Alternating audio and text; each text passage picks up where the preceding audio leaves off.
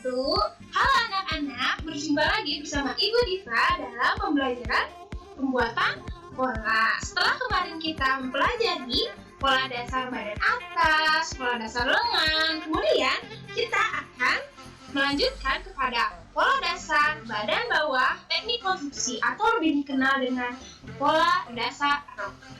Mari kita mulai. Pada pola dasar badan bagian bawah ini, kita akan mempelajari alat dan bahan, jenis pola konstruksi, kemudian kita akan review mengenai simbol atau tanda-tanda pola, selanjutnya memeriksa pola konstruksi, dan proses pembuatan pola dasar badan bagian bawah atau pola dasar rok. Sebelum kita mulai proses pembuatan pola dasar badan bawah atau pola dasar rok, Ibu akan memberikan job sheet yang berisikan tutorial atau langkah-langkah kerja yang perlu kalian baca sebelum membuat pola dasar badan bagian bawah. Kemudian Ibu akan mereview persiapan alat dan bahan yang perlu kalian persiapkan. Yang pertama ada pensil hitam dan pensil merah biru, kemudian ada penggaris biasa, dan yang terpenting adalah skala. Skala yang kita gunakan adalah skala 1/4. Kemudian ada penggaris lengkung apabila kalian memiliki, dan penghapus.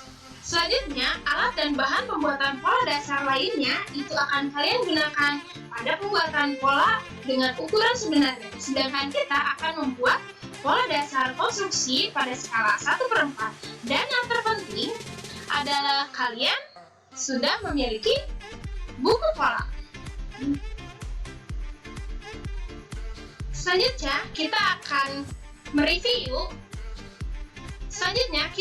mereview apa itu pola konstruksi. Nah, ingatkah kalian dalam pertemuan pertama kemarin di mana kita mempelajari pengertian pola konstruksi, di mana pola konstruksi dibuat berdasarkan ukuran badan seseorang, di mana cirinya itu ada 3, yaitu pertama ada ukuran model, yang kedua ada langkah kerja, yang ketiga pola disesuaikan dengan model. Nah, kemudian kita menggunakan pola konstruksi sistem Bunka yang telah kita pelajari kemarin, mulai dari pola badan atas, lengan, dan sekarang kita akan mempelajari pola dasar badan bawah atau rok. Kemudian ada jenis pola konstruksi lainnya yang mungkin kalian temukan atau bisa kalian coba, yaitu Dunkers, dressmaking, pola praktis, dan Meineke. Perlu diingat kembali mengenai macam-macam tanda pola yang perlu kalian ketahui atau bahkan perlu kalian hafalkan, karena kita akan mengaplikasikan macam-macam tanda pola ini dalam buku pola atau dalam proses pembuatan pola dasar. Nah, dapat kalian periksa di buku halaman 43. Mulai dari garis pola asli yang berwarna hitam, kemudian ada garis pola bagian muka yang bergaris merah, garis pola bagian belakang yang berwarna biru, dan garis lainnya yang perlu kalian lengkapi pada pembuatan pola dasar nanti di buku pola. Nah, ini selanjutnya tanda-tanda pola, bisa dicek ya.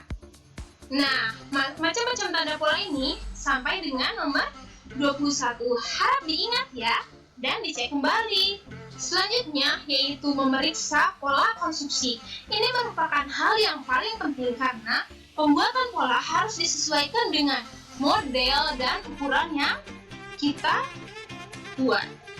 Tidak hanya pada pola badan bawah saja, kita harus memeriksa pola konstruksi pada bagian lengan atau badan atas. Adapun hal-hal yang perlu diperhatikan dalam memeriksa pola konstruksi itu, yang pertama ada ketepatan ukuran pola, seperti lingkar badan, kerung lengan, lingkar pinggang, dan ukuran lainnya. Yang kedua itu adalah ketepatan tanda-tanda pola. Mengapa? Supaya mempermudah kita dalam membuat pola atau menggunting pola. Kemudian yang ketiga yaitu ada ketepatan bentuk pola. Maksud ketepatan bentuk pola di sini yaitu siluet bentuk pola itu sendiri.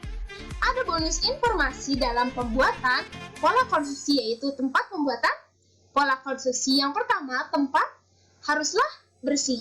Mengapa? Supaya pola yang kita buat rapi dan bersih tanpa kotoran debu-debu lainnya. Kemudian adanya cukup penerangan berfungsi saat kita membuatkan pola, kita akan teliti dalam beberapa ukuran yang perlu kita cermati. Kemudian ada meja yang cukup ruang, tak perlu khawatir, tidak perlu meja yang cukup besar, kita dapat menggunakan suatu ruangan kosong yang dapat membantu kita dalam efektif kerja pembuatan pola konstruksi. Kemudian, yang terakhir yaitu tempat yang nyaman, supaya kita nyaman dalam membuat pola konstruksi.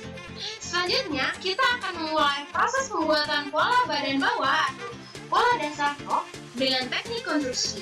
Namun, sebelum memulai, kita harus mempersiapkan beberapa ukuran dalam pembuatan pola badan bawah ini. Yang pertama, kita memerlukan lingkar panggul, kemudian ada panjang rok, tinggi panggul, dan lingkar pinggang. Sebagai acuan dalam membuat pola dasar badan bawah atau rok yang akan kita praktekkan selanjutnya, kita dapat menggunakan ukuran yang ada di sini ya. Nah, dan jangan lupa ukuran yang kita pakai, kita akan aplikasikan pada buku pola menggunakan skala 1:4 atau kita sebut 1/4. Oke, mari kita mulai. Kita mulai dari pengambilan bagian pada buku pola, yaitu bagian kertas yang kosong tanpa garis. Kalian dapat menemukannya? Ya.